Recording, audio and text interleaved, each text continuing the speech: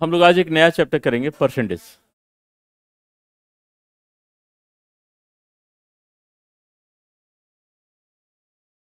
प्रतिशत।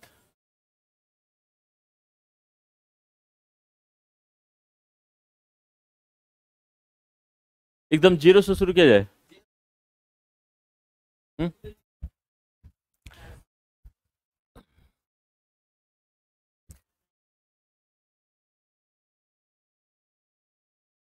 इसका एक कॉन्सेप्ट सब लोग जान लीजिए कि इसका एक कॉन्सेप्ट है कि इनिशियली, आरंभिक अवस्था में हर चीज अपने आप का अपने आप में 100% होता है। कितना परसेंट? आरंभिक अवस्था में इनिशियली हर चीज अपने आप में 100%। ये बात रट जाना है। मतलब कुछ भी पूछे, किसी भी चीज की लंबाई, चौड़ाई, ऊंचाई, मोटाई, गहराई, क्रय मूल्य, विक्रय मूल्य, परीक्षा का पूर्णांक, चुनाव में डाला, मतलब चुनाव में डाला गया मत, कुछ भी जो भी पूछे ना, यह रट जाएगा कि हर चीज अपने आप में 100%। जब भी आपको लगे कहीं कि माना एक्स होगा, माना वाई होगा, जहां एक्स वाई की जरूरत पड़े वहां 100%। ठीक है।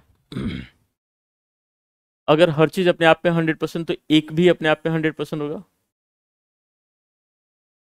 दो भी अपने आप में 100 होगा कि कुछ अलग होगा? इसका मतलब यह 200% होगा। तीन क्या होगा? 3 × 100%, मतलब यह 300% होगा। अगर मैं आपसे कहूँ व्हाट्स अबाउट 0.4, तो 0.4 × 100%, मतलब यह 40% होगा। कितना परसेंट होगा? व्हाट्स अबाउट 3/5, तो 3/5 × 100%, 60%। कितना परसेंट?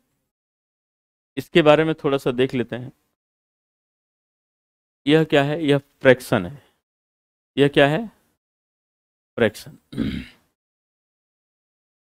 और आपने देखा कि फ्रैक्शन में जब हमने 100% से मल्टीप्लाई किया, यह परसेंट में बदल गया। किस में बदल गया? परसेंटेज में बदल गया। इसका मतलब एक बात आपको रट जाना है कि अगर कहीं भिन्न दिखे तो उसमें 100% से आप मल्टीप्लाई कर दीजिएगा और वो प्रतिशत में बदल जाएगा। किसमें? प्रतिशत में। मेरी बात समझ आगे क्लियर हुआ? इतना लिख लीजिए सब लोग, इतना लिख लीजिए।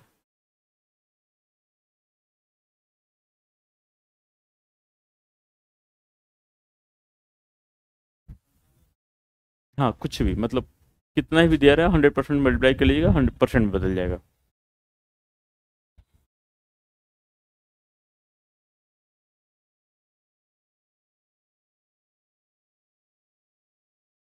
हो गया? अब क्वेश्चन लिखेंगे।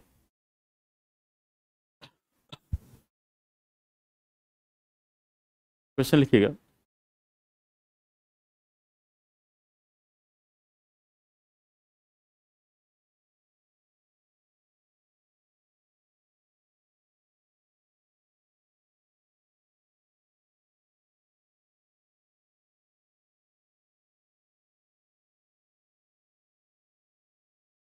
लिखिएगा, इफ द डिफरेंस। हिंदी वाले हैं ना बच्चे? हिंदी वाले बच्चे कितने हैं? सारे हिंदी वाले हैं? इंग्लिश वाले? लिख लीजिए, if the difference of, if the difference of 15% and 22% of a number,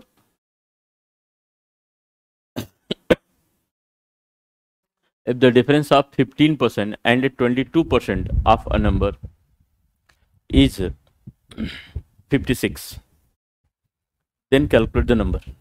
Hindi में, यदि किसी संख्या के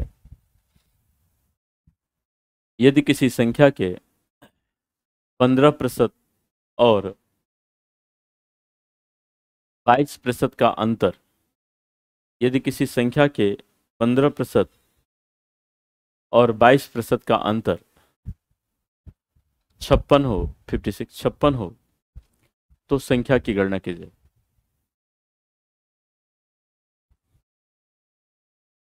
तो संख्या की गणना कीजिए, लिखा। तो अब जैसे अगर आपसे कहा जाए, अभी बहुत बच्चों वाले क्वेश्चन है, जीरो लेवल के, अब आपसे कह रहा है कि संख्या बताइए, तो माना संख्या x नहीं माना है। आपको समझ जाना है कि लेट जो नंबर होगा वो होगा 100%। कितना परसेंट? 100%। अब कह रहा है किसी संख्या के 15% और 22% का डिफरेंस, अंतर, यही कह रहा है ना, डिफरेंस कह रहा है ना, अंतर कह रहा है ना, ये जो अंतर होगा ना, अंतर 7% होगा। कितना परसेंट? और 7% की वैल्यू कितनी होगी? 56। हमारे हिसाब से अंतर 7% का है। 15 और 22 का अंतर कितने का है? हमारे हिसाब से 7% का अंतर है। क्वेश्चन कह रहा है 56 का है, इसका मतलब 7% की वैल्यू ही 56 होगी। पता नहीं, ये सब यही सब जाने। लाइव नहीं है तो हो सकता है कि ऐप पे चल रहा हो। तो 7% की वैल्यू कितनी हो? 56। अब अगर 1% की वैल्यू देखा जाए तो 56 बड़े कितना होगा? 7। 8 आएगा, बोले। और हमसे पूछ रहा है नंबर, तो नंबर हमेशा आपका कितना होता है? 100%। तो 100% की वैल्यू कितनी होगी? 8 गुणित 100 मतलब 800। यानी वह संख्या कितनी होगी? 800। 15 और 22 का अंतर 7 का, और क्वेश्चन में कह रहा है 56 का है, तो 7% की वैल्यू 56 है। 1% की वैल्यू 8 हो जाएगी और 100 की वैल्यू 800। क्लियर? एक नेक्स्ट लिखिएगा। अभी बहुत बच्चों वाले क्वेश्चन है ये, लिखिएगा। क्या है इसका? लिख लीजिए।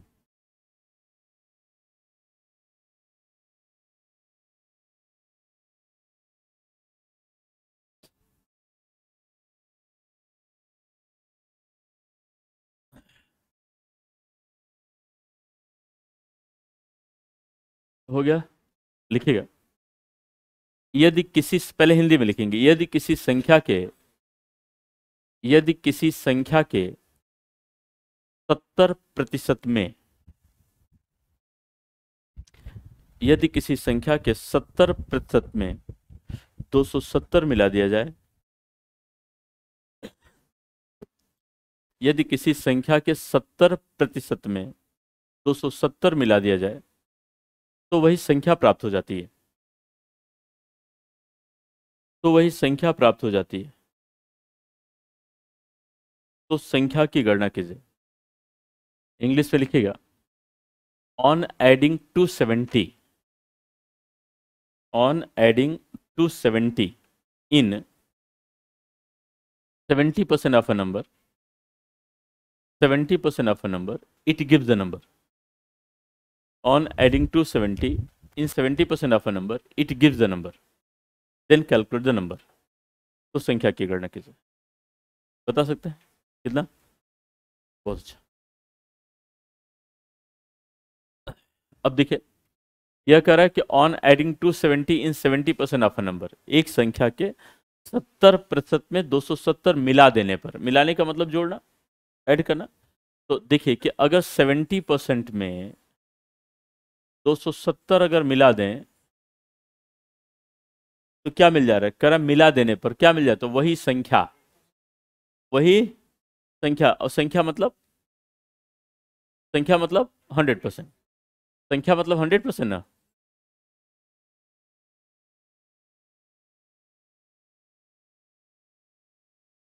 संख्या मतलब 100%, बराबर 100%। इसका मतलब ये 70 है और ये 100% है। वैसे भी आपको दिख रहा है कि आप मुझे बताइए कि 70% में आप कितना मिलाएं कि 100% मिलेगा? 30%। सिंपल वैसे दिख रहा है। इसका मतलब यह तो 270 मिलवा रहे हैं और हमें पता है कि हम 30% अगर मिला देना तो वही संख्या मिल जाएगी। इसका मतलब कहीं ना कहीं 30% की वैल्यू कितनी है? यह दिख रहा है पक्का। और अगर न भी दिखे ना ऐसे, तो एक काम करेगा, समझे, कि इस 70% को हमेशा बड़े वाले, छोटे वाले को बड़े वाले की तरफ ले जाया जाता है। तो 70% को 100% की तरफ ले जाएंगे, तो यह प्लस है, इधर उधर जाएगा तो क्या हो जाएगा? माइनस। तो क्या हो जाएगा? घट जाएगा। तो कितना मिलेगा? 30%। और या फिर अकेले 270 ही मिलेगा। तो 30% की वैल्यू 270। क्या मेरी बात समझ आ गई? पक्का ना? तो चाहे ऐसे कर लीजिएगा। तो 1% की वैल्यू बताइए। 270 में किससे भाग करेंगे? 30 से, 9 आएगा। और 100% यानी वह संख्या 900 होगी। पक्का? क्लियर होगी बात? हो गया? लिखिएगा। ऑन, सबको समझ में आ गया ना? अब कोई डाउट नहीं ना? लिखिएगा on adding 80, on adding 80 in 80% of a number, on adding 80 in 80% of a number, it gives the number. On adding 80 in 80% of the number, it gives the number. Then calculate the number. किसी संख्या के 80% में 80 मिला देने पर, किसी संख्या के 80% में 80 मिला देने पर वही संख्या प्राप्त हो जाती है। तो संख्या की गणना कीजिए। अब सब लोग करेंगे अपने से, है ना?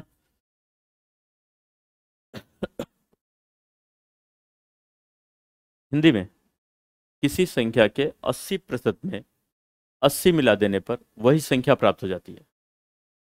तो संख्या की गणना कीजिए।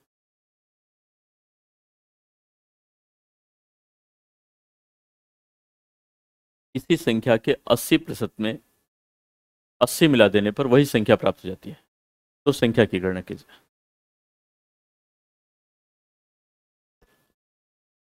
लिख लिया? कितना आया? 400 आ गया। नेक्स्ट क्वेश्चन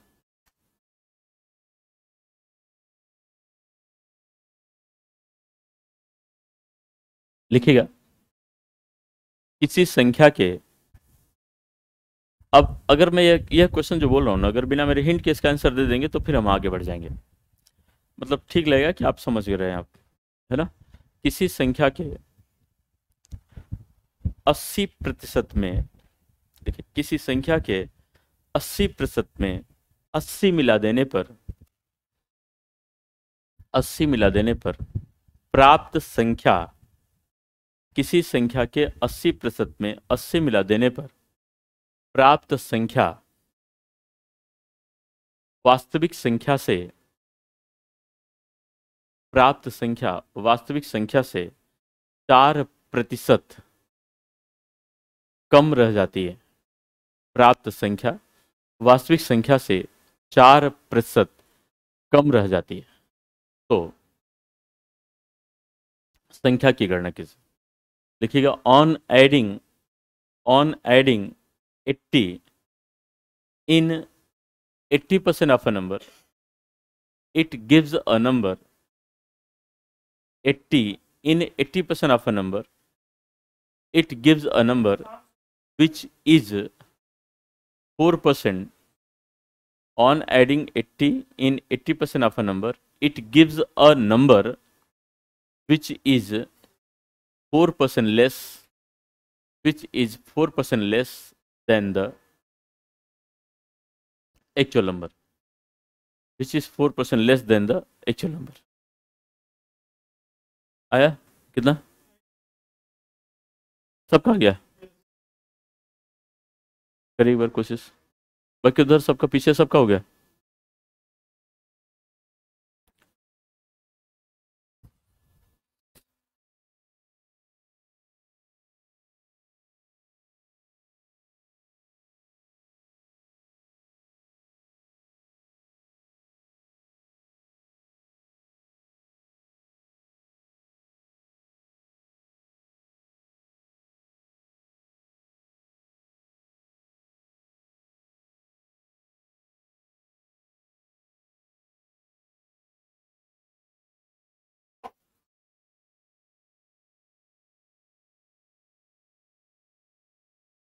हो गया? देखिए कह रहा है कि किसी संख्या के 80% में, कितने प्रतिशत में? 80% में अगर 80 मिला दें, मिलाने का मतलब जोड़ना, तो एक संख्या प्राप्त होती है, ऐसी संख्या जो वास्तविक संख्या से 4% कम होती है। तो वास्तविक संख्या कितना होती है? 100%। तो 100% से 4% कम, मतलब अगर 4% कम मिले तो कितना मिलेगी? मतलब ये 96% मिलता होगा। क्लियर? यही था।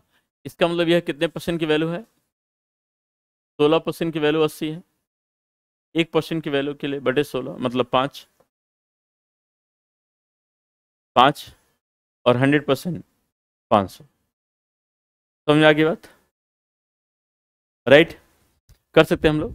अब हम आगे बढ़ते हैं, हेडिंग लेंगे सब लोग। प्रतिशत के आधार पर आधारित प्रश्न, questions based on base of percentage, questions based on base of percentage, प्रतिशत के आधार पर आधारित प्रश्न, questions based on base of percentage लिखा।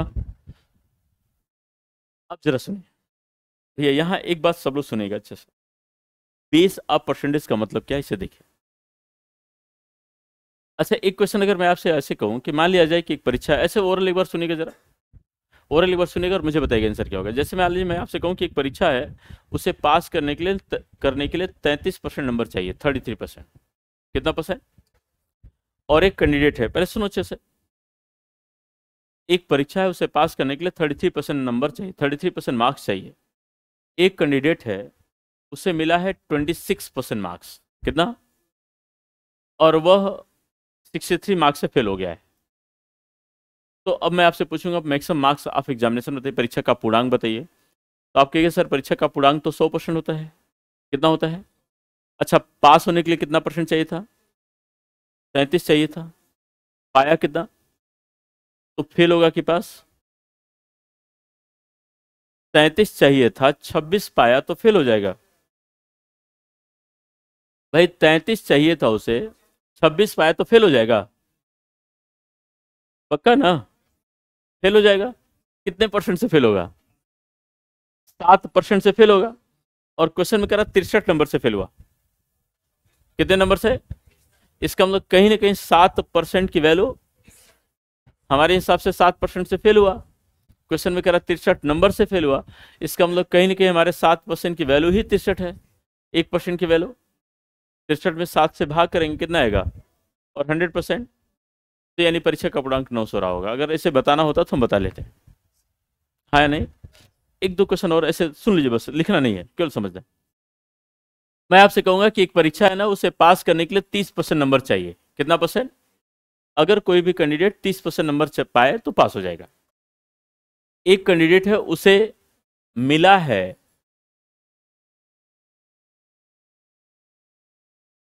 220 नंबर मिला। कितना मिला? एक कैंडिडेट है, उसे 220 नंबर मिला और वह फेल हो गया परीक्षा में 20 नंबर से। 20 नंबर से फेल हो गया। कितने नंबर से? तो मैं आपसे पूछूंगा परीक्षा का पूर्णांक बताना है। तुरंत आप कहिए देखिए सर, परीक्षा पास करने के लिए कितना परसेंट चाहिए? बोलो। 30% चाहिए था, पाया कितना? 220। कितना पाया? तो फेल, और फेल कितने नंबर से हुआ है? अब बताइए, पास कराने के लिए, इस कैंडिडेट को पास कराने के लिए 220 में 20 नंबर और जोड़ेंगे या घटाएंगे?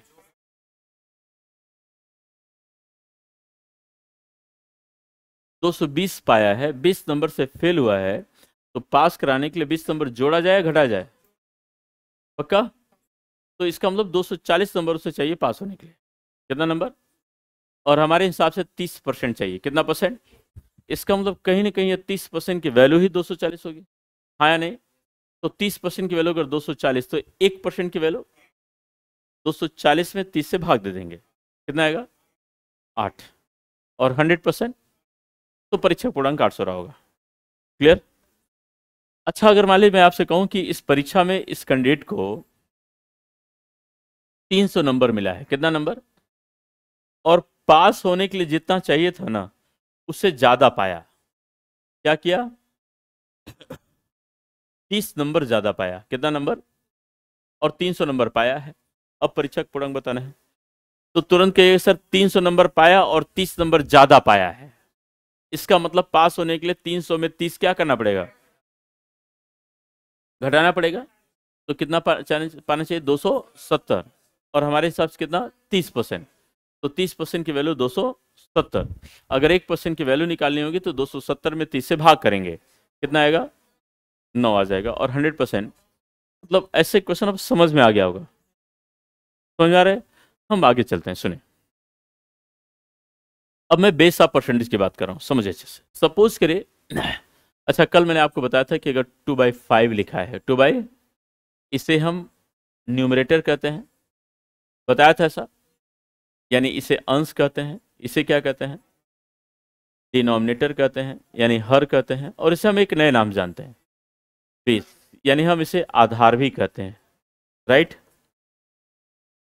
एक बात आपको समझ जाना चाहिए कि जब भी कभी आधार की बात आए, जब भी कभी बेस की चर्चा हो, कभी आधार की बात हो, तो आपको समझ जाना है कि हम फ्रैक्शन के डिनोमिनेटर की बात कर रहे हैं, भिन्न के हर की बात कर रहे हैं, नीचे वाले की बात कर रहे हैं। Getting my point. बेस का मतलब हमेशा नीचे वाला। क्लियर। अब मैं आपसे कहूंगा कि सपोज करें, खूब अच्छे से समझिए, पर लिखना पढ़ना बंद करें, एक बार और समझिए। मैथमेटिक्स जो आपके लेवल की है ना, ये रियल में मैथमेटिक्स नहीं, ये कॉमन सेंस है। अगर थोड़ा सा ठीक ठाक कॉमन सेंस लगा दिए तो 8-10 में 8-9 क्वेश्चन आ जाते हैं। जैसे आप नहीं कहते कि रीजनिंग है मैथ है, अरे ना तो रीजनिंग है ना तो मैथ है, भाई कुछ नहीं है, कॉमन सेंस है। थोड़ा मोड़ा 3-5 करके लगा दिया तो काम बन जाएगा। और हम वैसे भी 3-5 वाले लोग हैं, नहीं है, बचपन से 3-5 करते आए हैं भाई, नहीं करते आए हैं, नहीं किए हैं तो नहीं कियोगे तो फिर जो नहीं किया वो दुर्भाग्यशाली। भाई हम बचपन से 3-5, घर में 10 रुपए सब्जी के लिए मंगाया जाता था, 2 रुपए उसे मार देते थे, और इस तरह मारते थे कि जोड़ के बता देते कि 50 पैसे आलू महंगी थी और 1 रुपए करेला महंगा था। जुड़वा देते थे ना, नहीं जुड़वाते थे। और 2 रुपए इतना बखूबी डाइजेस्ट करवाते थे, किसी को पकड़ में भी ना आए। हाँ देखिए, ये एकदम चोरी किया है, देखिए। तो बचपन में हम लोग, हाँ भाई, अच्छा कौन नहीं किया होगा। अगर कोई कहे कि हमने नहीं किया तो मान लिया जाए कोई बड़े बाप का बेटा होगा। अरे भाई हम मिडिल क्लास से लोग थे, क्रिकेट में चंदा देना होता था, पता चले 4 रुपए चंदा देना है। अब संडे को 4 रुपए चंदा देना, उसका जुगाड़ मंडे से शुरू हो जाता था। एक सप्ताह में 4 रुपए इकट्ठा करना है, नहीं होता था, कमाते तो थे नहीं। कितने का, बहुत पुराने आदमी हो तुम। चलो अच्छा, हाँ आए सुने। इलाहाबाद, अच्छा रहे हो क्या वहाँ? ओ, तो इलाहाबाद में तो चाय मिलती है 23 नंबर वाली, पिया हुआ है? 23 नंबर की चाय? नहीं 23 नंबर नहीं पिया, तब कैसे 34 नंबर? नहीं, एक्चुअली जैसे वहाँ क्या होता था कि जैसे मान लिया हम 2 लोग खड़े हैं और 2 चाय का ऑर्डर कर दिया, तो तीसरा व्यक्ति आ गया, तो चाय वाला पूछा भैया 23 नंबर, तो 23 का मतलब 2 में 3, तो पूछता था भैया 23 नंबर ना, तो हाँ 23 नंबर वाली। और 34 नंबर का मतलब 3 में 4, 35 का मतलब 3 में 5। तो वो दुकान वाला सब समझ जाता था, जैसे मान लिया हम 3 है, 2 और आ गया, 5 हो गए, तो दुकान वाला पूछता था भैया कि 5 या 35 नंबर, तो बता जाता 35 नंबर। भाई वहां के बच्चे, एक तो समझिए सब मिडिल क्लास का बच्चा वहां पढ़ने जाता है, इसी तरह फीस फास इकट्ठा कर लेता है, साइकिल की चैन टूट जाती है तो 2 दिन इंतजार करता है कि चैन बाद में जुड़ाएंगे क्योंकि 10 रुपए लगेगा। ऐसे ही होता था ना। दोस्त की साइकिल पर बैठ के चल देते थे, दोस्त की साइकिल तब तक तोड़ते थे जब तक टूट न जाए। चलो खैर, यहाँ बात करते हैं, समझ में आ गई बात। अब एक बात सुने अच्छे से। जैसे सपोज करें कल मैं बाजार, खूब अच्छे से सुनो बेटा, कल मैं बाजार गया था, ये मेरी अपनी कहानी नहीं है, मैं क्वेश्चन बता रहा हूँ, खूब अच्छे से सुनेगा। कल मैं बाजार गया था, बाजार में आलू 40 रुपए किलो थी। कितने रुपए? और आज मैं बाजार गया तो बाजार में सेब 48 रुपए किलो हो गई। कितने रुपए किलो? अब आप मुझे बताइए कि कल 40 रुपए में था, आज 48 हो गया, बढ़ा या घटा? बढ़ा। कितना रुपए? बहुत अच्छा। कल सेब 50 रुपए किलो था, कितना रुपए? और आज से 42 रुपए किलो हो गया, बढ़ा या घटा? कितना? कल सेब कितने रुपए किलो था नहीं पता, लेकिन आज सेब 60 रुपए किलो हो गया। कितना रुपए? बढ़ा कि घटा? आप कहेंगे सर नहीं बता सकते कि कैसे पता चला कि बढ़ेगा घटेगा, लेकिन पहले और दूसरे वाले में कैसे बताया ये मैं आपको बताता हूँ। कल सेब का मूल्य 40 रुपए था, आज 48 हो गया, तो आपको कैसे पता चला कि 8 रुपए बढ़ा? इसकी बात मैं आपको बता रहा हूँ, सुनिए। आपने क्या किया कि कल 40 रुपए किलो वाली सेब को बेस प्राइस मान लिया, और आज 48 रुपए वाले को आपने कंपेयर किया, तो कंपेयर करने के बाद आपने देखा कि 8 रुपए बढ़ा हुआ है। कितना बढ़ा है? यानी 8 रुपए बढ़ा। इसकी गणना आप 40 के बेस पर किए हैं, 40 के आधार मूल्य पर किए हैं। 40 का अगर बेस प्राइजनर और कल वाला प्राइजनर मिला होता तो आप नहीं बता सकते थे कितना बढ़ा कितना घटा। यानी 40 को बेस मानकर 48 को कंपेयर किया तो आपने देखा कि 8 बढ़ा हुआ है। 50 से 42 हुआ तो आपने 50 को बेस मानकर 42 को कंपेयर किया तो आपने देखा कि 8 घटा हुआ है। इसका मतलब ये हुआ कि जो जस्ट प्री वाला प्राइस होता है, जस्ट इनिशियल वाला प्राइस होता है, जस्ट तुरंत वाला जो प्राइस होता है, उसी को हम बेस मान लेते हैं और बेस मानकर अभी वाले प्राइस को कंपेयर कर लेते हैं, अभी वाली चीजों को कंपेयर कर लेते हैं और बता देते हैं कौन कितना बढ़ा है कौन कितना घटा है। कल प्राइस नहीं पता था, आज 60 हो गया तो नहीं बता सकते, क्योंकि कंपेयर करने के लिए कोई बेस, और हमें बेस होना हमारे लिए बहुत जरूरी है। Getting my point? अब एक बात समझिएगा, अगर मान लीजिए मैं आपसे कहूं कि 40 रुपए किलो से 48 रुपए किलो हो गया, तो बढ़ा कि घटा? देखिए एक बात सुने, आप लोग फील कर पा रहे होंगे कि मेरे साथ आप बोलेंगे ना तो मैथमेटिक्स सीख जाएंगे, गुमसुम तरीके से रहेंगे नहीं सीखेंगे, तय है। मैथमेटिक्स है भाई, मैथमेटिक्स से क्लासरूम में जब हम 6-7 पढ़ते थे, टीचर इसलिए धुलता था कि खड़े होकर बोल, हम बोलते नहीं थे इसलिए, और हम जितने ज्यादा कॉन्फिडेंस होते, सर मैं बताऊं क्या, तो टीचर ना अभी नहीं, उसे क्या पता कि हम इतने कॉन्फिडेंस में आ गए हैं। ऐसे होता था ना। मुझे जीवन में मैंने हिस्ट्री ज्योग्राफी मुझे याद नहीं हुआ क्लास 6, 7, 8, 9 में, मैं क्लास का मॉनिटर हुआ करता था, लेकिन टीचर मैं इतना कॉन्फिडेंस में था कि सबसे मैं बताऊं क्या, कुछ ही पूछा था हाथ खड़ा, तो टीचर लगता था बड़ा अब मैं तेज भी था। हिस्ट्री ज्योग्राफी मेरी बहुत कमजोर थी, मैंने हिस्ट्री की नोट्स नहीं कभी नोट्स नहीं बनाई। टीचर कॉपी चेक करता था, ऐसा ऐसा उसे कर लेते थे कि जैसे मैं ही कॉपी इकट्ठा करता था, सारा कॉपी इकट्ठा करके दे दिया। दूसरे दिन टीचर आता, सबकी कॉपी, सर मेरी वाली कॉपी। सर भी हो चक्की कि अच्छा तुम्हारी कॉपी नहीं आई क्या इसमें? मैंने कहा ना सर, तो उन्हें लगता हो सकता है घर पे छूट, कोई बात नहीं बेटा घर पे छूट गई है। दूसरे दिन फिर सर मेरी वाली कॉपी। अंत में वो मजबूर हो जाते, कोई बात नहीं बेटा लग रहा खो गई। उन्हें क्या पता कि यही होता था ना। चलो, तो फिर अंत में मजबूर हो जाते थे, कहते कोई बात नहीं किसी और की फोटो कॉपी करा लो। हम तो चाहते थे कि ऐसा कर लो। देखिए कल का प्राइस कितना था, आज का कितना रुपए बढ़ा? बोलो मेरे साथ, कितना रुपए? 8। किस बेस प्राइस पर? और यह हो गया फ्रैक्शन, यह हो गया। और अब पूछ रहा हूं कितना परसेंट बढ़ा, कितना परसेंट बढ़ा, तो इंटू 100। Getting my point? 8 1 जा 8 5 जा एंड 5 20 जा, मतलब 20% बढ़ गया, हाँ या नहीं? यहां बताइए बढ़ा या घटा? कल प्राइस कितना था, आज कितना हुआ? घटा क्या? कितना रुपए? 8। किस बेस प्राइस पर? इंटू 100। पक्का ना? 50 दूना 8 दूनी 16%। समझ में आ गई बात? कोई डाउट कर सकते हैं? अब जरा सुनिए, जैसे मान लिया जाए कि कल मैं बाजार गया था, अब भैया खूब अच्छे समझे, मान लिया जाए कि कल मैं बाजार गया था सेब खरीदने, तो कल जब क्या हुआ सुने, कल मैं बाजार गया था मान लीजिए सेब खरीदने, और कल मार्केट में सेब 40 रुपए किलो थी। कितना रुपए? 40 रुपए किलो थी। आज बाजार गया, आज बाजार दुकान वाले के पास जब गया, भैया सुनो अच्छे से, कल मैं दुकान वाले के पास गया था, उससे पूछा भैया सेब कैसे दिए, तो वो कह रहा था 40 रुपए किलो। आज उसके पास गया, उससे पूछा भैया सेब कैसे दिए, तो वो कह रहा 50 रुपए किलो। कितना रुपए? मैंने उससे कहा कि देखिए एक काम कर लीजिए कि मैं आपका रेगुलर कस्टमर हूँ, रोज आपके यहाँ से पर डे आपके यहाँ से सेब लेके जाता हूँ, मुझे कल वाले प्राइस पे दे दो, 40 रुपए में दे दो। तो दुकान वाले ने एक शर्त रखी मेरे सामने। शर्त क्या थी, सुनो अच्छे से। दुकान वाले ने कहा कि सर अगर आप मुझे यह बता दें कि मैं अपने इस बढ़े हुए मूल्य में, जो मेरा इंक्रीज्ड प्राइस है, इस बढ़े हुए मूल्य में कितना % की कमी कर दूं, इस सेब मैं आपको अपने आरंभिक मूल्य पे दे दूं। किस मूल्य में? इसका मतलब 50 रुपए किलो वाली सेब वह मुझे 40 रुपए किलो में देने के लिए तैयार हो गया, और मुझे यह बताना है कि कितना % की कमी करे बढ़े हुए मूल्य में। तो आरंभिक मूल्य कितना था सेब का? 40। 40 से कहाँ गया, और अब 50 से कहाँ जाएगा? 40। तो यह 50 रुपए वाला प्राइस 40 में जा रहा है, तो बढ़ेगा कि घटेगा? कितना रुपए? किस बेस प्राइस पर?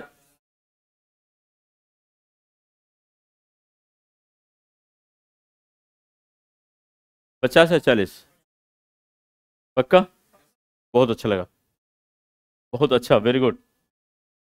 तो 10/(100) है ना, मतलब 20%। कितना परसेंट? समझ में आ गई बात? पक्का? अब लिखिए क्वेश्चन। हो गया? तैयार हो गया आप लोग? लिखिए। इसे नोट करना है क्या? नोट करना है क्या कुछ? कर लीजिए, अगर करना है तो कर लीजिए, करना है तो कर लीजिए, कर लीजिए, कर लीजिए।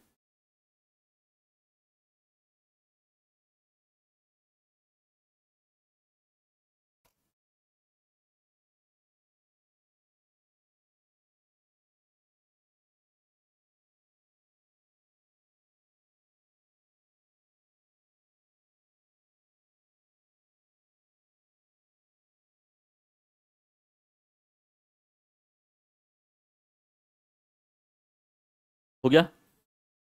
लिखिए क्वेश्चन। लिखिएगा, price of an object is, price, या पहले एक मिनट और रुक जाइए, सब लोग रुकिए। ये लिख लिया ना? ये लिख लिया? सुने, एक मिनट और देख लीजिए कि किसी भी चीज का आरंभिक मूल्य नहीं पता तो कितना परसेंट होता है? 100% होता है। मैं आपसे कहूंगा कि आरंभिक मूल्य 100 रुपये है ना। मैं कह रहा हूं कि price of an object is, पहले क्वेश्चन देख लीजिए, price of an object is raises by 25%। तो तुरंत आपका दिमाग जाना चाहिए, सर पहले 100 था और आज 25% बढ़ गया है, तो 125 हो गया। कितना हो गया? Price of an object is raises by 25%। अब क्वेश्चन में कह रहा है कि what percent should be reduces in increase price so that price of object attains its actual price। एक वस्तु के मूल्य में 25% की वृद्धि कर दी गई है, तो वस्तु के बढ़े हुए मूल्य में कितने प्रतिशत की कमी कर दी जाए कि वस्तु अपने आरंभिक मूल्य में आ जाए। आरंभिक मूल्य आ जाए, पहले पहले सेब कितने रुपए किलो थी? 100 से कहाँ ये, अब 125 से फिर से 100 रुपए में आएगी। कितना आनी है? कौन वाला प्राइस 100 जाएगा? 125। पहले 100 था, 100 से कहां गया? 125 से कहां जाएगा? 100। कितना घटेगा? किस बेस प्राइस पर? और दिस इंटू 100। क्या मेरी बात समझ आ रही है? पक्का ना? लिखे, इसी क्वेश्चन को लिखे। Price of an object is, price of an object is reduces reduces by 20%। Price of an object is reduces by 20%। एक वस्तु के मूल्य में 20% की कमी कर दी गई। Price of an object is reduces by कितना? 20%। एक वस्तु के मूल्य में 20% की कमी कर दी गई। What percent should B raises, what percent should B raises in reduced price, what percent should be raises in reduced price so that price of object attains, so that price of object attains its actual price।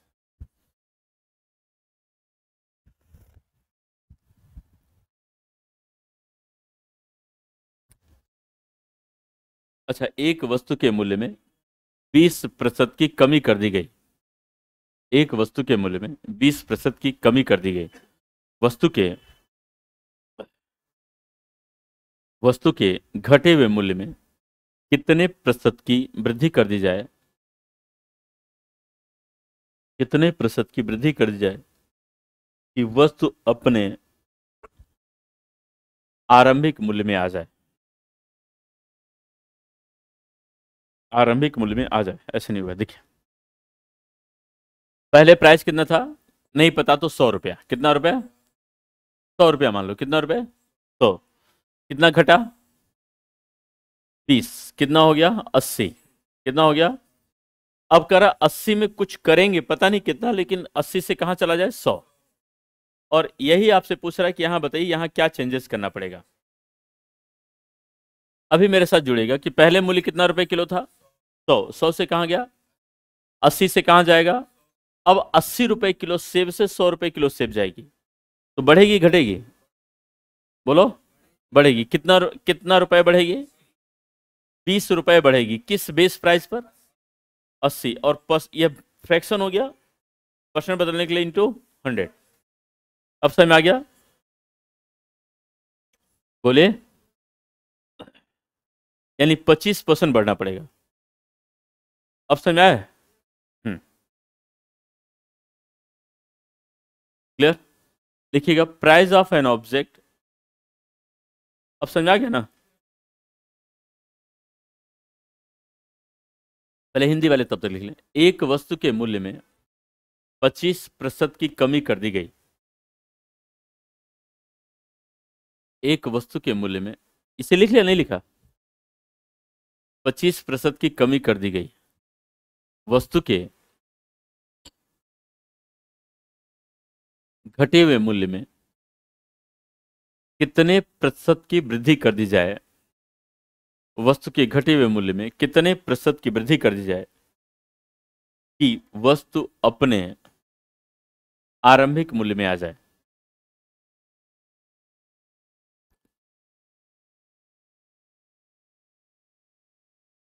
English में, एक वस्तु के मूल्य में 25% की कमी कर दी गई है, वस्तु के घटे हुए मूल्य में कितने प्रतिशत की वृद्धि कर दी जाए कि वस्तु अपने आरंभिक मूल्य में आ जाए? वस्तु अपने आरंभिक मूल्य में आ जाए। देखा? अब लिखिएगा इंग्लिश में, price of an object is reduces by price of an object is reduces by 25%. 25%. What percent should be? What percent should be? What percent should be raises in reduced price? आराम से आराम से आराम से।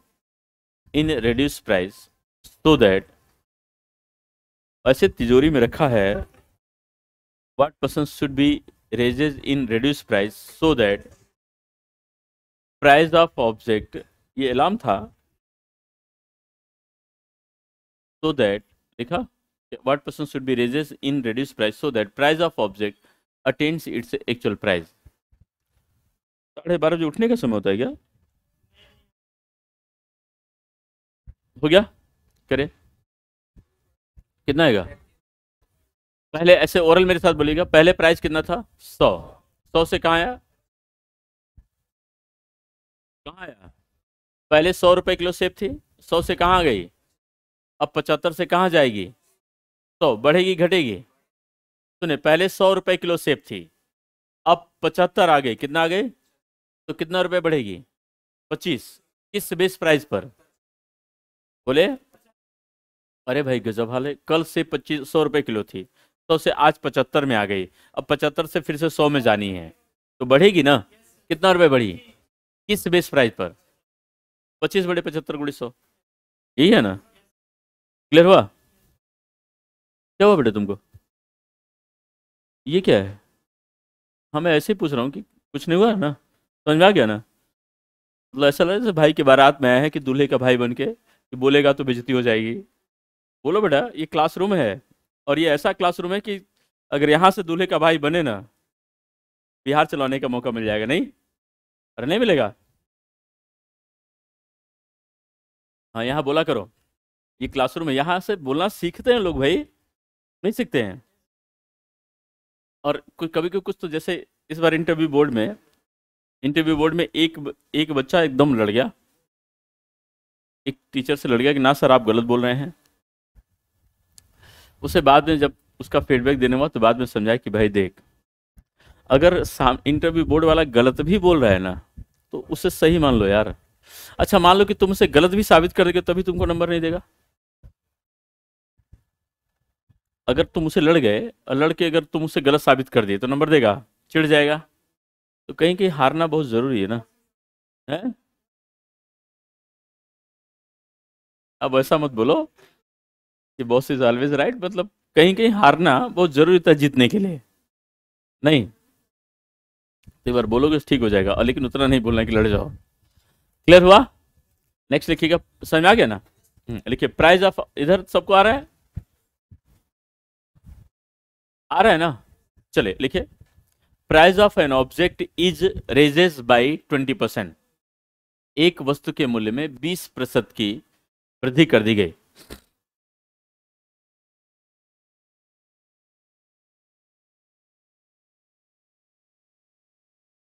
Twenty percent,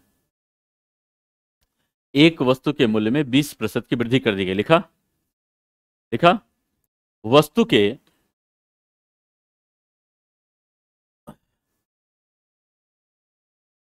बढ़े हुए मूल्य में कितने प्रतिशत की कमी कर दी जाए, कितने प्रतिशत की कमी कर दी जाए कि वस्तु अपने आरंभिक मूल्य में आ जाए। Price of an object is, और हिंदी वाले आंसर नहीं बोलेंगे। Price of an object is raises by कितना? 20%। What percent should be reduces reduces what person should be reduces in increased price so that price of object price of object attains its actual price।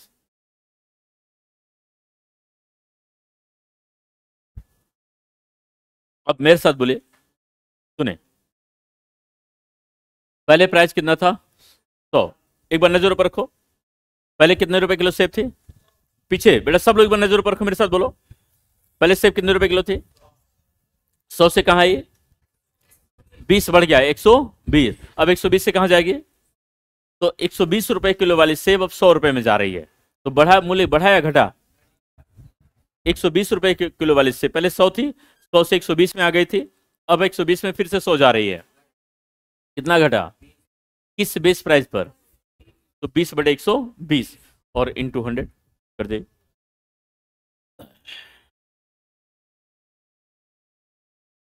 समझ में आ रहा है ना? पहले 100 था, 100 से 20 बढ़ा, 120 हो गया, और 120 में पता नहीं कुछ हो रहा है बीच में, कर रहा 100 पहुंच जाए, तो 120 से 100 जा रहा है, घटेगी कितना? 20। किस बेस प्राइस पर? और गुणे 100।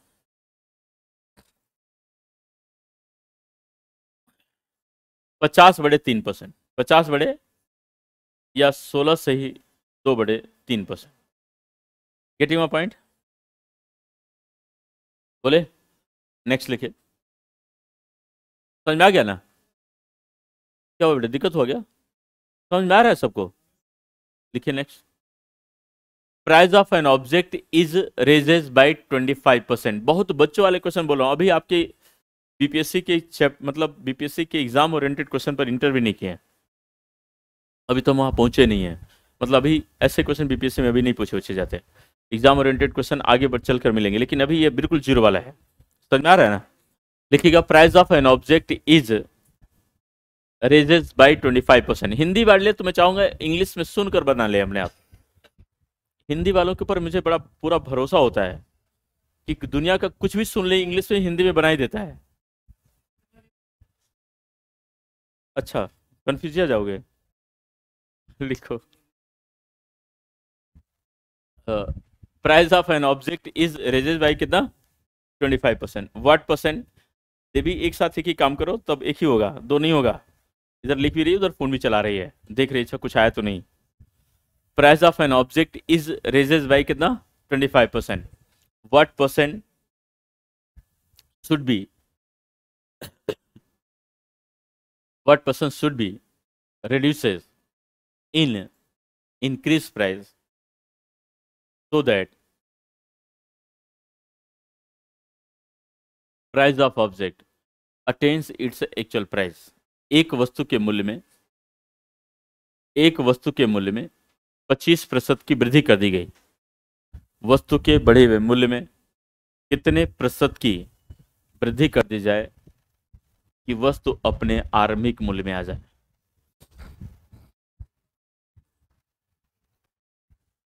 कि वस्तु अपने आरंभिक मूल्य में आ जाए।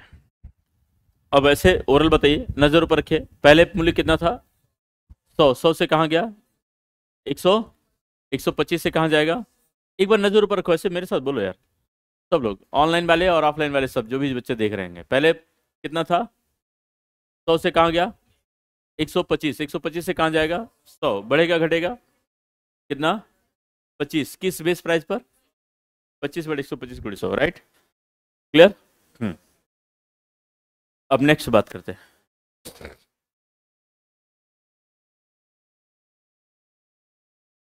अब एक बात और समझिए, जैसे एक तरीका समझे,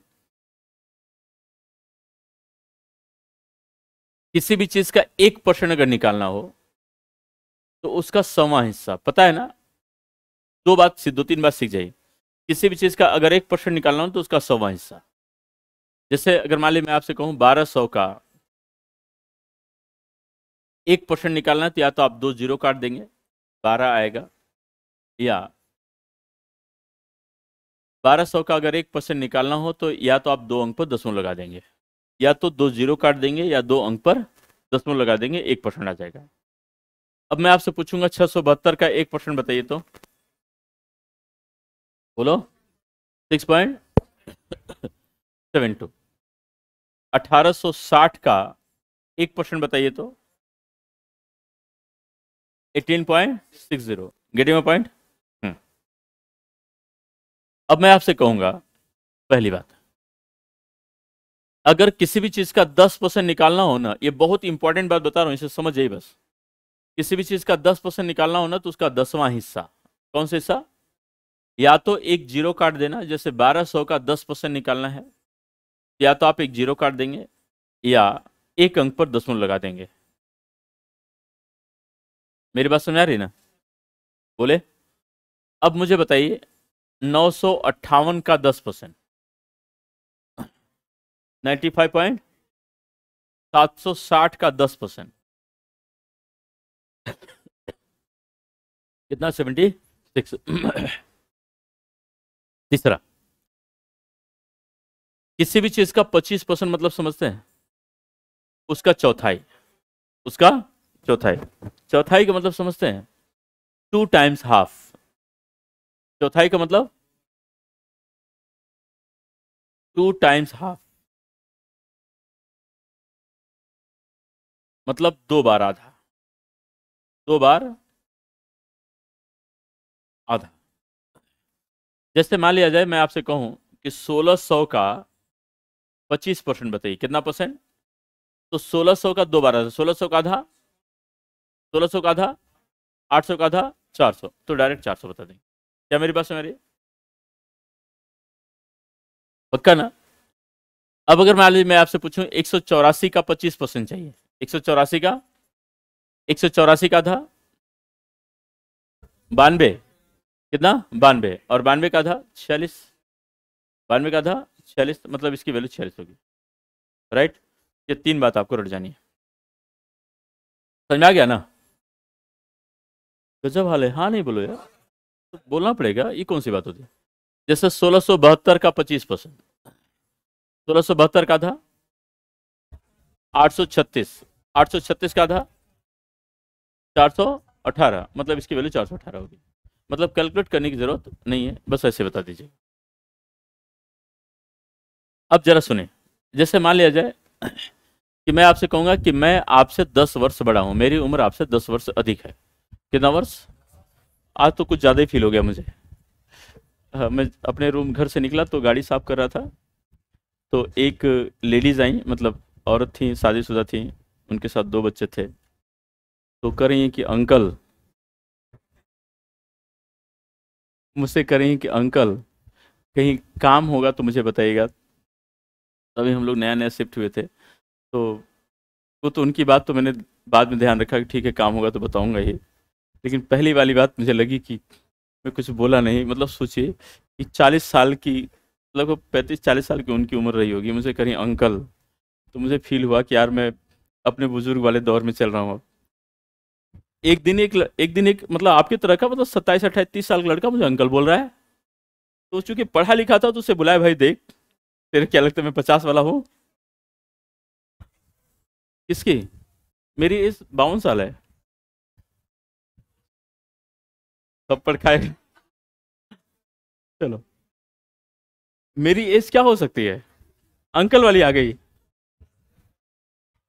है। वो हरियाणा वाला सब समझ गया ना, वो दिखता है सब हरियाणा वाला है? क्या है? हाँ वो दिखता है। तो सोचिए जरा, मतलब अब लगता है यार कि मतलब कोई किसी को अंकल बोल देगा, मतलब अच्छा, और आदमियों को बोल देगा, कोई किसी को आंटी बोल के देखो जरा तो। चलो सुने, आइए देखते हैं यहाँ की बात। तब लगा कि आज हमारे उम्र का तगाजा, मतलब उम्र बढ़ गई। अब मैं जो बता रहा हूँ सुनो से, देखो सुनो, मैं रियल में 40 साल का हूँ। अब देखो अभी हंस रहा है, या तो ज्यादा मानेगा या तो कम। सुनो, जैसे मान लिया जाए कि मैं आपसे 10 वर्ष बड़ा हूँ। कितना? मैं आपसे 10 वर्ष बड़ा हूँ। मेरी उम्र बताइए, तो आप कहेंगे सर आपकी उम्र हम नहीं बता सकते। मैंने पूछा क्यों? आपने कहा कि सर आप मुझसे, मतलब मैं आपसे 10 वर्ष बड़ा हूं, इसका मतलब मेरा अपना कोई उम्र नहीं है, मैं डिपेंड करता हूं आपकी उम्र पर। मतलब सबसे पहले आपकी उम्र जानना जरूरी होगा, तब मेरी उम्र आप बता सकते हैं। अगर आप 5 साल के होंगे तो मैं, आप 20 होंगे तो मैं, आप 30 होंगे तो मैं, आप 50 होंगे तो मैं 60। मतलब आपकी उम्र जानना बहुत जरूरी है। सपोज करो मेरा नाम ए है, इनका नाम बी है, इनका नाम सी है। मेरा नाम क्या है? इनका नाम, इनका नाम सी। मैं आपसे कहूंगा ए बी से 5 वर्ष बड़ा है, मतलब मैं डिपेंड करता हूं, मेरी अपनी उम्र नहीं है, डिपेंड करता हूं इनकी उम्र पर, कि इनका जितना होगा उससे 5 वर्ष बड़ा हो जाऊंगा मैं। बड़े समझ जाओ अच्छे से। और बी सी से 10 वर्ष बड़ा है। कितना? मतलब इनका अपना कोई उम्र नहीं है, यह डिपेंड करते हैं इनकी उम्र पर, सी की उम्र पर। तो सबसे पहले किस, मेरी उम्र अगर निकालनी हो तो सबसे पहले किसका उम्र जानना जरूरी है? बी का या सी का? सी का। मैं भले ही डिपेंड कर रहा हूं बी पर, लेकिन बी डिपेंड कर रहा है किस पर? इसलिए सी का उम्र जानना बहुत जरूरी है। Getting my point? यही बात यहाँ है, सुनो। जैसे मैं आपसे कहूंगा इनकम ऑफ ए, बेटा समझो, income of A is 25% more than the income of B. A की आय बी के आय से 25% अधिक है। कौन अधिक है इससे? तो बी से 25% अधिक है। कौन अधिक है भैया? ए। तो अब इसका मतलब ए का अपना कुछ नहीं है, यह डिपेंड करता है किस पर? और बी इंडिपेंडेंट है। जो इंडिपेंडेंट होता है, जो किसी पर डिपेंड नहीं होता, वह हमेशा 100% होता है। कितना होता है? तो बी के लिए कितना मानेंगे कि बी क्या आय 100 रुपया, ये 25% अधिक है तो 125 रुपया। कितना रुपया? पक्का? अब पूछ रहा हूं, जैसे मान ली मैं, मेरा उम्र 40 साल, आपका उम्र 30 साल, मैं आपसे कितना साल, कितना वर्ष बड़ा हूं? पता कैसे चला? तो आपने क्या किया, अपनी उम्र को बेस माना। बेटा समझ जाओ अच्छे से, ये बहुत मतलब ऐसा क्रक्स है ना, कि अगर ये समझ में आ जाएगा ना, तो बेस का कॉन्सेप्ट क्लियर हो जाएगा, और फिर डीआई बहुत आसान हो जाएगी। समझो, मेरी उम्र कितनी, आपकी उम्र, मैं आपसे कितना वर्ष बड़ा हूं, तो आपने क्या किया, बेस किसे माना? आपने अपनी उम्र को बेस माना, चूंकि मैं अपने बारे में पूछ रहा हूं ना, तो अपनी उम्र को 30 वर्ष को बेस माना, और 40 वाले कंपेयर किया तो देखा 10 वर्ष बड़ा हो। मैं आपसे पूछूंगा आप मुझसे कितने छोटे हैं? अब आपने बेस किसे माना? आपने मेरी उम्र को बेस माना, अपने को कंपेयर किया। Getting my point? बोलो। A is 25% more than B. अब मैं आपसे पूछ रहा हूं B is how much percent less than A. किसके बारे में पूछ रहा हूं? किसके बेस पर? तो बेस ए होगा। पक्का? तो अब B is how much percent less, तो बी लेस होगा ना। कितना लेस है भैया? 25। किस बेस पर? 125। 100। और याद रखिएगा, जिसकी चर्चा होती है, जिसके बारे में पूछा जाता है, वो हमेशा टॉपर होता है, हमेशा न्यूमरेटर में होता है, और जिस रेस्ट जो बचा वो डिनोमिनेटर चला जाता है। चर्चा वाला व्यक्ति हमेशा टॉपर होता है। जैसे आजकल मोदी की खूब चर्चा हो रहा है, देख रहे हैं नहीं? आजकल देख रहे हैं कि मतलब मुझे लग रहा है देश का सारा एक तरफ हो गया है, ममता, अमता, केजरी, उधर मतलब जितना सब है, राहुल, सोनिया, नीतीश जी तो सठिया गए हैं। अब बिहार बहुत हो गया ना। नीतीश जी तो वैसे सठिया गए हैं, नीतीश का कोई काउंटी, नीतीश तो बेचारे अब बेचारा दोनों तरफ फंस गया ना। उसे लगता है कि मुख्यमंत्री का प्रोजेक्ट इसे दे दिया तेजस्वी को, और प्रधानमंत्री के ख्वाब में है, पता चला उधर भी नहीं मिला, इधर भी नहीं मिला। लेकिन हैं, बहुत अच्छे व्यक्ति हैं, लेकिन अंत में लालच आ ही जाता है कि सोचिए अब यार, अब जाके तुमको कहीं वृंदावन या वहाँ हरिद्वार जाकर राम राम जब के कुछ 3-5 कर लो यार, नहीं यही है ना, उद्धार हो जाएगा। क्या है, कर आसाराम बनेंगे। याद रखे हो इसका मतलब, पढ़े हो बहुत ज्यादा। सुनो, तो 25 बड़े 125 Gudi 100, getting my point, into 100। समझ में आ गई बात ना। 20%। जिसकी चर्चा होगी हमेशा वो टॉपर होगा। क्या कहाँ होगा, टॉपर। क्या मेरी बात समझ में आ रही है, हाँ नहीं, क्लियर।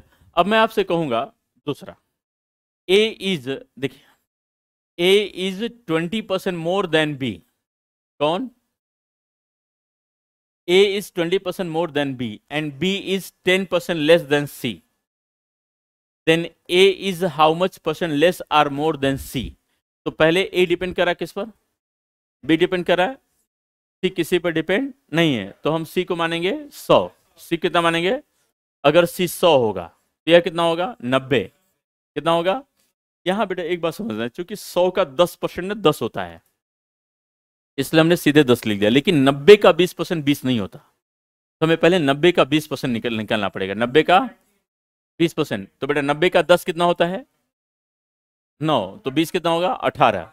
तो मतलब यह 18 बड़ा है, कितना, तो मतलब यह 108 है। कितना है, अब बताइए ए सी से बड़ा या छोटा है, कितना परसेंट,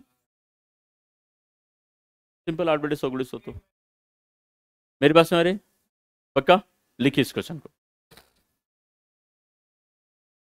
बीपीएससी का पीवाईक्यू प्रीवियस ईयर का क्वेश्चन खोलकर देखेंगे तो इस तरह का एक क्वेश्चन आता है ना, देखिएगा। हाँ, टॉपिक वाइज क्वेश्चन है, मैं आप सबको दे दूंगा। हाँ, मतलब यह हम व्यवस्था में है कि जब मैं एक चैप्टर समाप्त कर दूं, तो जो चैप्टर समाप्त करूंगा उस चैप्टर से रिलेटेड जितने भी बीपीएससी में पूछे गए वो सब आपको करा भी दूं और दे दूं, है ना। बड़ा अच्छा प्रोग्राम है, ठीक पढ़ाता हूँ तो ठीक ठाक हूँ, उसमें कतई कोई दो रह नहीं है। हाँ, तो सॉल्व करा दूंगा, अभी करा दिखे, अब चापलूसी घर आएगा। लिखो, income of A is 40% more, 40 income of A is 40% more than the income of B. A की आय बी के आय से 40% अधिक है। ए की आय बी के आय से 40% अधिक है। Income of A is 40% more than income of B, देखा। Then income of B is how much percent, income of B is how much percent less, income of B is how much percent less than the how much percent less than the income of A, income of A। A की आय B की आय से 40% अधिक है, तो B की आय A के आय से कितने प्रतिशत कम है, तो B की आय A की आय से कितने प्रतिशत कम है।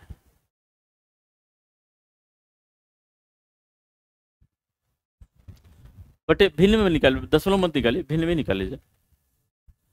तो पहले यह बताइए ए ज्यादा है ना, एक बार नजर ऊपर रखो बेटा, ऐसे ओरल बताओ, सुनो सब लोग नजर ऊपर रखिए, ऐसे ऊपर देखिए और मेरे साथ बोलिए, ए कितना ज्यादा है 40, किससे, ए 40 ज्यादा है किससे, बी से। तो पहले 100 किसे मानेंगे, बी को कितना 100, ए 140, नजर ऊपर रखो, बी कितना 100, ए 100, अब बी कितना छोटा है 40, किस बेस पर,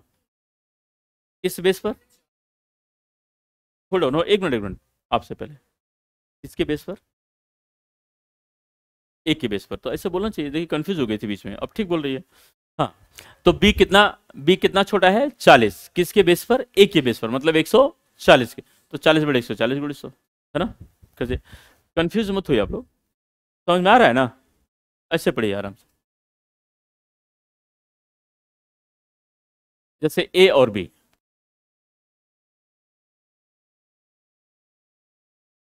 यह 40% बड़ा है तो इसे 100 मानेंगे।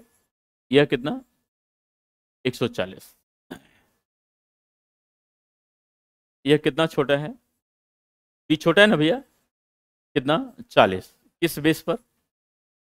140 गुणित 100।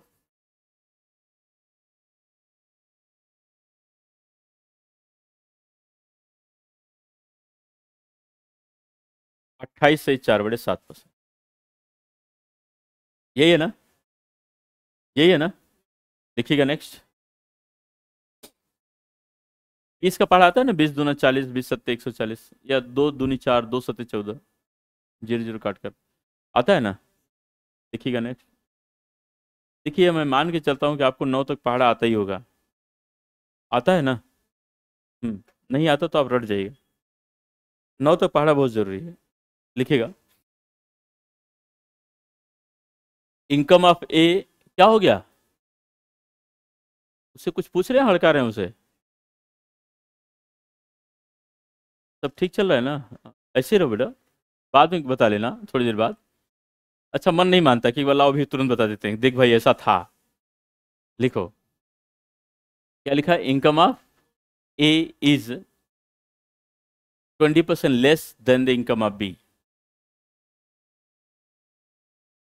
ए की आय बी के आय से, ए की आय बी के आय से 20% कम है। ए की आय बी के आय से 20% कम है। Income of A is 20% less than the income of B. लिखा? Then income of B is how much percent more, income of B is how much percent more than the, how much percent more than the income of A। ऐसे नजर ऊपर क्यों? Oral बताइए, 100 किसे मानेंगे बेटा? एक बार नजर ऊपर रखो, ऐसे ओरल बोला यार। 100 किसे मानेंगे? 100 को हिंदी में नहीं बोला। ए की आय बी के आय से 20% कम है, तो बी की आय ए के आय से कितने प्रतिशत अधिक होगी? लिखा? लिखा? हो गया? बहुत बढ़िया। 100 किससे मानेंगे? अब नजर ऊपर रखो, 100 किससे मानेंगे? बी कितना? 100। ए, अरे चिल्लाओ यार, ए कितना? 80। अब ए 80 और बी 100। बी बड़ा है कितना? 20। 20 बड़ा है, परसेंट नहीं, 20 बड़ा है। किस बेस पर? 80 के बेस पर। तो 20/80 गुणे 100 है ना? करिए।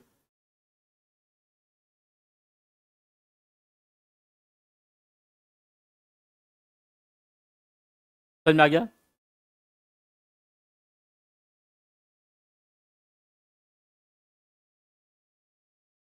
आ गया? कितना परसेंट? 25। नेक्स्ट लिखिएगा income of A is, income of A is, income of A is 20%, income of A is 20% more than the income of B। A की आय B की आय से 20% अधिक है। Income of A is 20% more than the income of B। A की आय B के आय से 20% अधिक है। लिखा? Income of B is, income of B is, income of B is 20% less, 20% less than the income of B is 20% less than the income of C, income of C। Then income of A is, income of A is how much percent? Income of A is how much percent less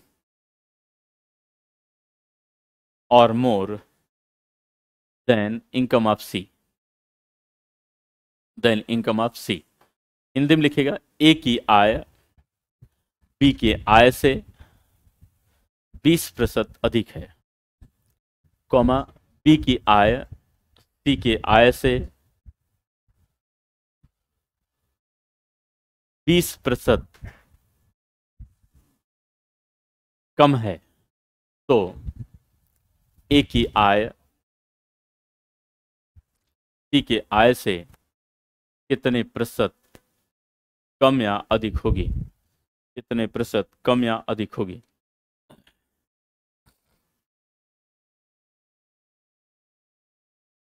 ए की आय सी की आय से कितने प्रतिशत कम या अधिक होगी। ए की आय सी की आय से कितने प्रतिशत कम या अधिक होगी।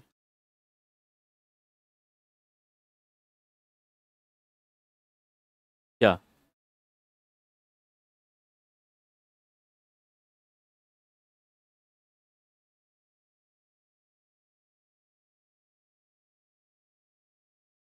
चलो बेटा 80 का 20% निकालो, कितना आएगा। इधर देखो 80 का 20% कितना आता है, 96 आएगा। 20%, 80 का 10 कितना आता है, 8, तो 20, 16, 16 तो 80, 16, 96।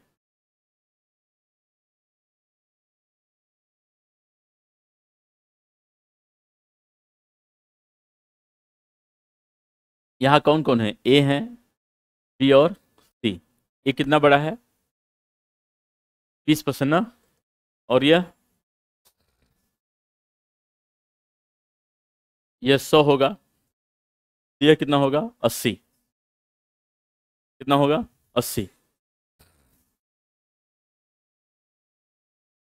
तो यह बताइए 80 का 20%, 80 का मतलब 16, कितना,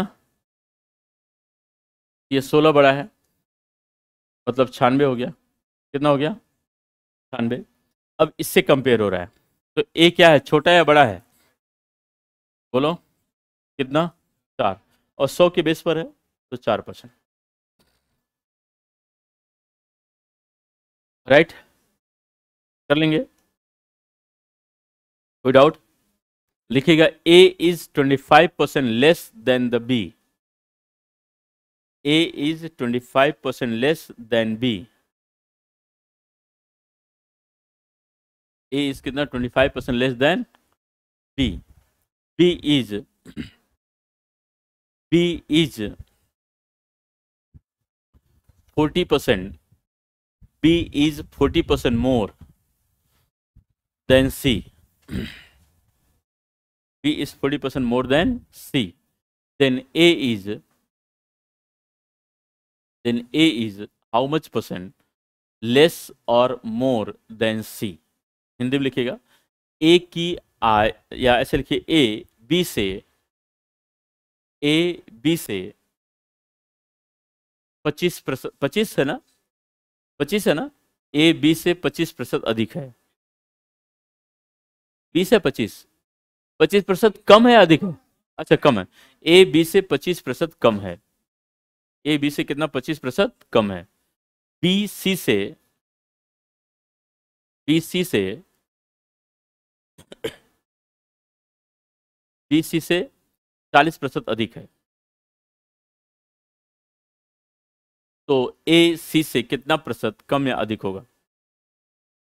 क्या ज्यादा है कम। अब देखिए 140 का 25% निकालना है, बेटा नजर ऊपर रखो।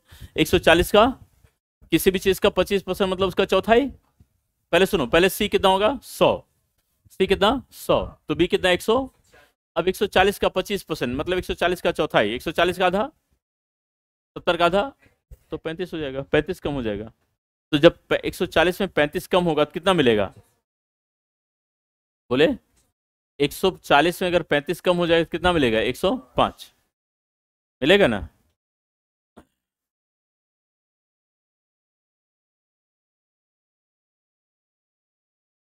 देखिए ए है, बी है और सी है, यह कितना बड़ा है, 25 छोटा है, यह 25% छोटा है, और यह क्या है बड़ा है, तो यह कितना मानेंगे 100। यह अब 140 का 25%, 140 का मतलब 35, कितना, तो मतलब यह 35 छोटा है, 105 है, कितना 105, तो मतलब यह 5% क्या है, बड़ा। क्लियर हुआ ना, बोले समझ में आ गया, आगे बढ़ते हैं, समझ में आ गया ना, लिखेंगे क्वेश्चंस बेस्ड ऑन, ये समझ में आ रहा है ना क्या हो रहा है। अब लिखिएगा questions based on price expenditure and consumption, मूल्य खर्च और खपत पर आधारित प्रश्न। Questions based on price expenditure and consumption, मूल्य खर्च और खपत पर आधारित प्रश्न, मूल्य खर्च और खपत पर आधारित प्रश्न। यहां से बीपीएससी में कभी कभी क्वेश्चन आया था, इसलिए करा रहा हूं। Questions based on price expenditure and consumption, consumption नहीं समझ रहे हैं,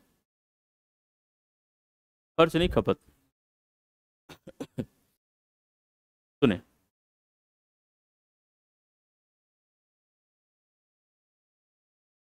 प्राइस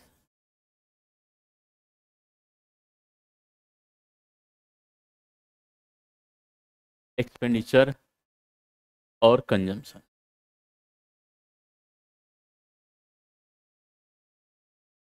मूल्य खर्च और खपत, मूल्य खर्च और खपत, इसके बारे में थोड़ा सा पहले समझे। अच्छा, खर्च और खपत में अंतर समझ में आता है सबको? What is the difference between expenditure and consumption? खर्च और खपत में अंतर किसी को, आप में से किसी को? एक मिनट, अभी ऐसे नहीं बताना है, जिसे आता हो हाथ उठाकर बताए कि मैं बता सकता हूं, जिसे आता हो वो हाथ उठाकर बताए कि सर मैं बता सकता हूं, फिर मैं आपसे पूछूंगा। आप और आप, तीन लोग बता सकते हैं, बाकी और कोई नहीं। तो आपसे शुरू करते हैं। हाँ, बैठ कर बताइए, बैठ कर। Thank you. हाँ, जैसे मान लिया जाए, मैं आपसे एक क्वेश्चन पूछ कर रहा हूँ, सुन तो लीजिए, पहले मेरी बात सुनिए। मान लिया जाए कि एक रिक्शे वाला आपसे पूछा कि वो पढ़ा लिखा नहीं है, कि भैया खर्च और खपत क्या होता है, वो उसे समझाना है, उसे समझा देंगे, देना है आपको, वही भाषा बताइए, क्या बताएंगे?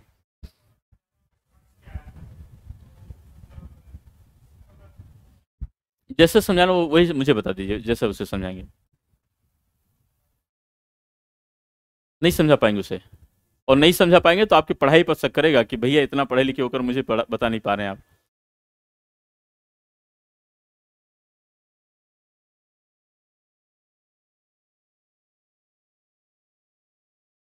चलिए कोई बात नहीं। हाँ, ऑटो वाली समझा दो।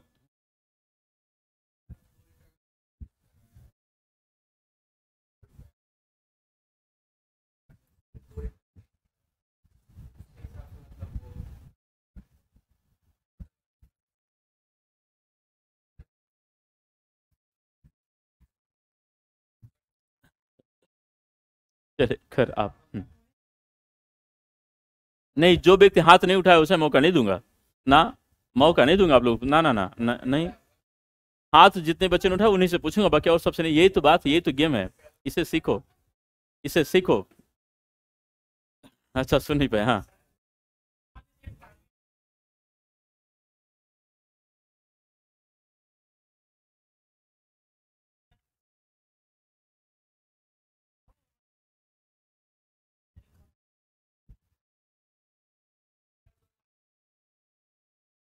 ये टारगेट टारगेट उस रिक्शे वाला समझ पाएगा, गजब हाल है भाई आपका।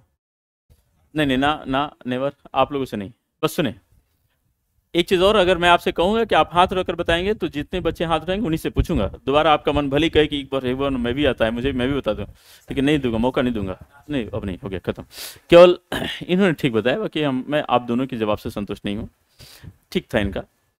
खर्च का मतलब हमेशा अगर लेमैन की भाषा में बात की जाए तो खर्च रुपए का होता है और खपत वस्तुओं का होता है, मोटा मोटा।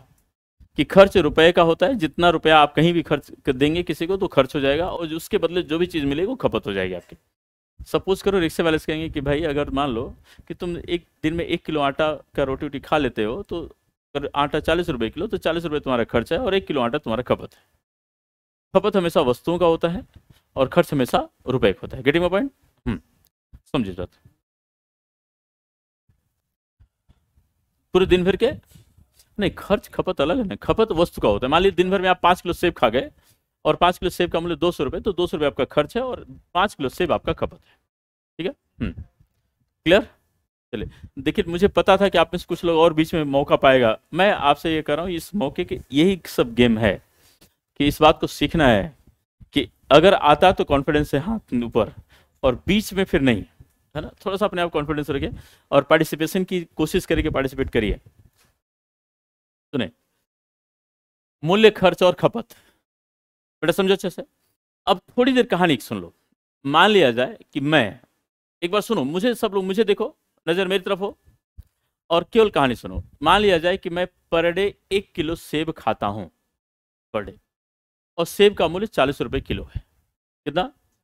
इसका मतलब सेब का मूल्य 40 रुपए किलो है और मैं 40 रुपए खर्च कर देता हूं सेब पर, और मुझे खपत के तौर पर 1 किलो सेब मिल जाया करती। क्या मेरी बात समझ आ रही है आपको? और यह भी अपने आप में 100% हो गया होगा।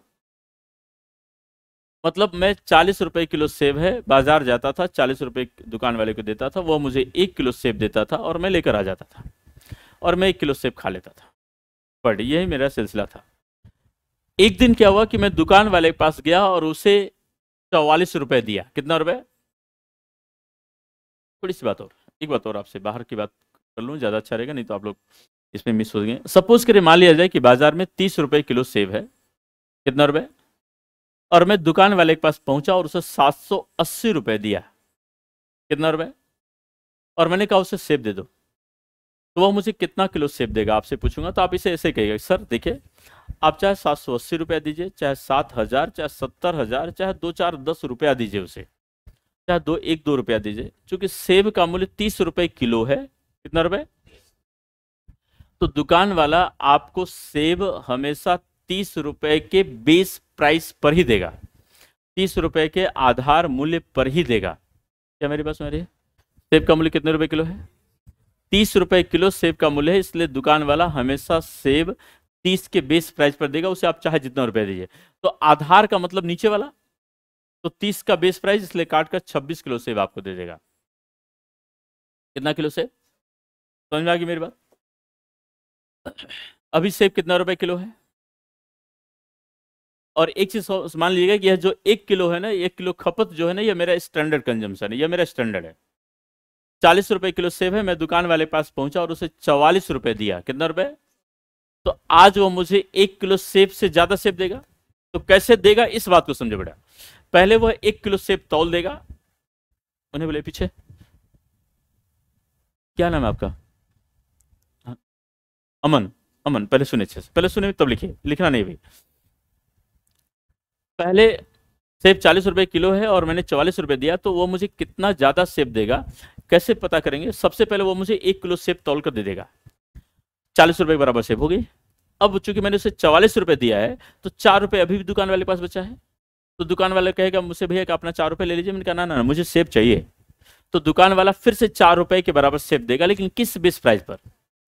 चले, तो इसका मतलब जो ज्यादा सेब देगा ना, वह मेरा खपत बढ़ा देगा। खपत मेरा स्टैंडर्ड 1 किलो था, अब मुझे 1 किलो से ज्यादा सेब मिलेगी, तो कितना खपत कितना बढ़ेगा, कितने रुपए के बराबर ज्यादा मिलेगी? 4। किस बेस प्राइस पर? और इंटू 100, इंटू 100। तो अब जरा देखा जाए कि यानी 10% खपत बढ़ जाएगी। कितना बढ़ जाएगी? यानी मुझे पहले अगर 1 किलो सेब मिलता था, तो आज मुझे 1100 ग्राम मिलेगा सेब। अगर मैं पहले 10 किलो सेब खाता था, तो आज मैं 11 किलो खाऊंगा। पहले 100 किलो खाता था, आज 110 किलो खाऊंगा। Getting my point? क्लियर? अब मैं आपसे कहूंगा कि एक दिन में दुकान वाले, सेब 40 रुपए किलो है, एक दिन में दुकान वाले के पास पहुंचा और उसे हमने 48 रुपए दे दिया। कितना रुपए? सेब 1 किलो देगा या ज्यादा? चिल्लाओ मेरे साथ। कितने रुपए के बराबर? 8 रुपए के बराबर ज्यादा। किस बेस प्राइस पर? पक्का?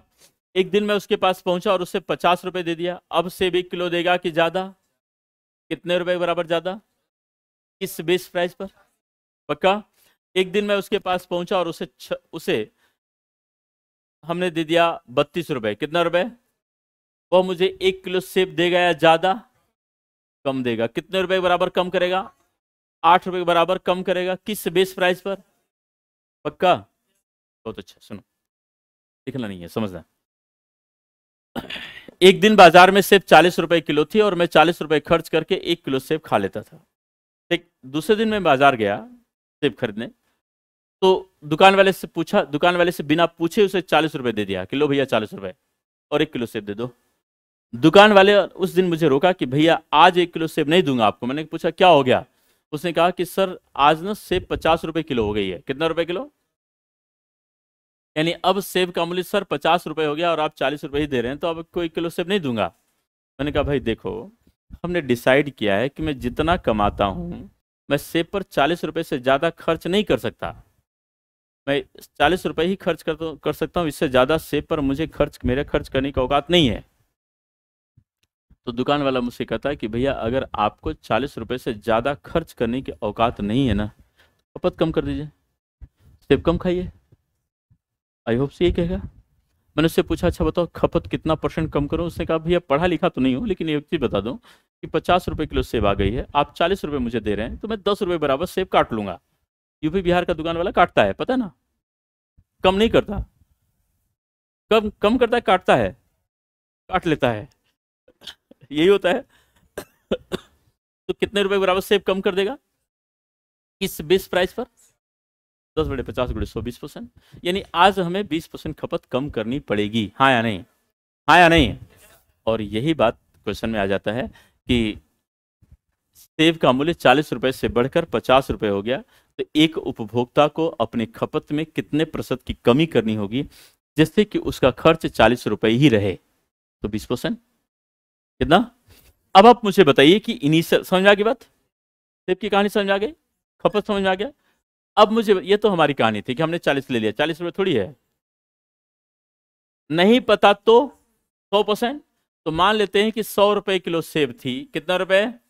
और मैं 100 रुपए खर्च करता था, तो मुझे 1 किलो सेब मिलेगी, हाँ नहीं बोलो? और यह अपने आप में 100% है, बोलो हाँ नहीं? अब मैं आपसे कहूंगा बेटा समझो, price of an object is raises by 20%। एक वस्तु के मूल्य में 20% की वृद्धि हो गई, तो आपका, उधर मत देखो बेटा, इधर देखो, इधर ही है सब कुछ, है ना? और सारा गेम इधर है, उधर बाद में हो जाएगा। एक्चुअली आदत है ना, बचपन से आदत पड़ गई ऐसे बैठे इधर उधर देखने का। होता है ना कि हम क्लास में बैठे रहते उधर अगर मान लो कि लेफ्ट साइड कोई बैठा है तो उधर ही देखते थे, इधर देखते थे, नहीं है?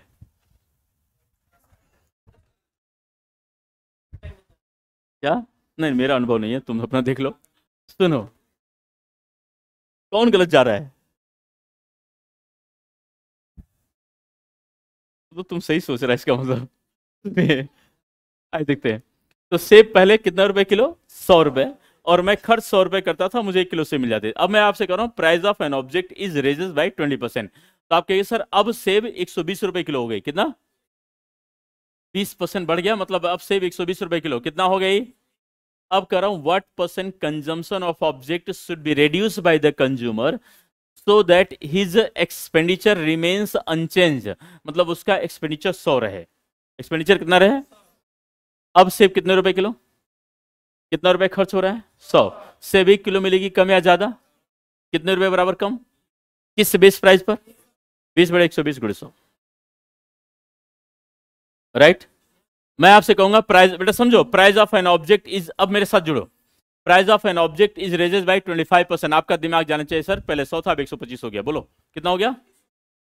Price of an object is raises by 25%, तो अब प्राइस कितना हो गया? 125। अब कह रहा what % consumption of object should be reduce by the consumer so that his expenditure remains unchange. मतलब एक्सपेंडिचर 100 रहे। एक्सपेंडिचर कितना रहे? सेब कितने रुपए किलो? खिलाओ 100। और कितना रुपए खर्च हो रहा है? 100। 1 किलो मिलेगी कम या ज्यादा? कितने रुपए बराबर? किस बेस प्राइस पर? 25/125 × 100। हाँ या नहीं? दोबारा सुनो, बात समझ आ रही है? अब ऐसे जुड़ो, price of an object is raises by 40%। एक वस्तु के मूल्य में 40% की वृद्धि हो गई, तो अब करंट वाला प्राइस बता दो। 140। 100, अरे बोले 100, due to which a consumer raises his expenses on it by 12%, जिसके कारण एक उपभोक्ता अपने खर्च में 12% की वृद्धि कर देता है। मतलब पहले 100 था, अब कितना हो जाएगा, बोलो 100। अब आपसे पूछेगा then calculate the percentage changes in consumption, तो खपत में प्रतिशत परिवर्तन की गणना कीजिए। तुरंत कहेगा सर आज सेब कितने रुपए किलो, चिल्लाओ 100, कितना रुपए खर्च कर रहा है, 112। सेब 1 किलो मिलेगी कम या ज्यादा, सेब कितने रुपए किलो है, 100, कितना रुपए खर्च कर रहा है, तो सेब 1 किलो से कम मिलेगी, कितने रुपए बराबर कम मिलेगी, बोलो 28 के बराबर कम मिलेगी, पक्का। किस बेस प्राइस पर, 28 बड़े 140 गुणे 100, 20%। Getting my point. 28 कहां से आए इसे बताने की जरूरत है, 140 रुपए किलो सेब है, 112 आपने दिया तो 128 रुपए बराबर सेब काटेगा, किस बेस प्राइस पर काटेगा, और गुणे 100, हाँ या नहीं, हाँ या नहीं, 14 दूनी 28, 2 दूनी 20%, पक्का। मैं आपसे कहूंगा price of an object is reduces by 10%। आपका दिमाग जाना चाहिए सर कि पहले प्राइस कितना था, अभी कितना आया, रिड्यूसेस, अभी कितना आया 90। Price of an object is reduces by 10%, तो अभी प्राइस कितना हो गया, बोलो, अभी प्राइस 90 आ गया, आया। Due to which a consumer raises his expenses on it by 17%, जिसके कारण एक उपभोक्ता अपने खर्च में 17% की वृद्धि कर देता है। 17 तो एक्सपेंसेस कितना हो गया, 100। अब आपसे पूछेगा then calculate the percentage changes in consumption. अभी सेब कितना रुपए किलो, चिल्लाओ यार, कितना रुपए खर्च हो रहा है, सेब 1 किलो मिलेगी या कम, ज्यादा मिलेगी, कितने रुपए बराबर, 27 रुपए बराबर ज्यादा, किस बेस प्राइस पर, 27 बड़े 90 गुणे 100, 30%। ये थी कहानी, है ना, सॉल्व हो गया, समझ में आ गया। तो मतलब इसका मतलब ये कि आलू प्याज सेब की कहानी अगर हमें सबसे ठीक आती है, अगर हमें बाजार में लेना देना सब कुछ आता है, तो मैथमेटिक्स हमारी है, नहीं यही है ना, लिखो, समझ में आ गया, लिखे, पहले एक काम करें, नोट ऐसे लिखे ऐसे, या पहले लिखो, एक क्वेश्चन लिखो, price of an object is, price of an object is raises by, price of an object is raises by, क्या लिखा, raises by, price of an object is raises by 25%, 25%, what percent consumption of object, what percent consumption of object, क्या लिखा, what percent consumption of object should be, what percent consumption of object should be, क्या लिखा, what percent consumption of object should be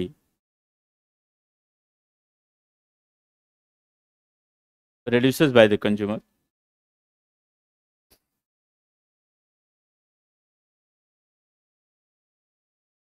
reduces by the consumer so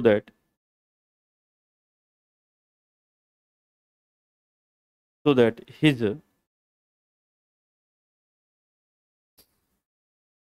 expenditure remains unchanged, देखा, so that his expenditure remains unchanged, बता लेंगे एक वस्तु के मूल्य में 25% की, एक वस्तु के मूल्य में 25% की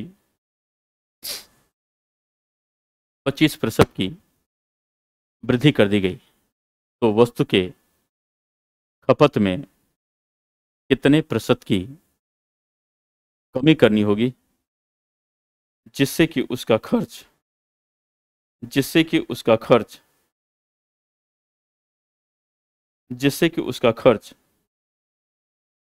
अपरिवर्तित रहे। कर सकते हैं, बस करें आज, इसे अपने आप कर लेंगे ना, 20% है, पहले कितना प्राइस कितना हो गया, और खर्च कितना, so that his expenditure remains unchanged, unchange रहे ना, मतलब 100, तो 25 के बराबर कम 125 के बेस पर। नेक्स्ट, तो नहीं समझे? अभी प्राइस कितना हुआ, अभी अभी प्राइस कितना हुआ, 125, पक्का ना? 125 या 100 ही रहे, तो यहाँ पूछ रहा है तो कंजम्पशन घटेगा ना, कितने रुपए बराबर 25, 125 गुणित 100, पक्का 20%, कितना परसेंट, 20%। क्लियर हुआ? चलेंगे, चले नेक्स्ट क्लास कल से करेंगे, ठीक है।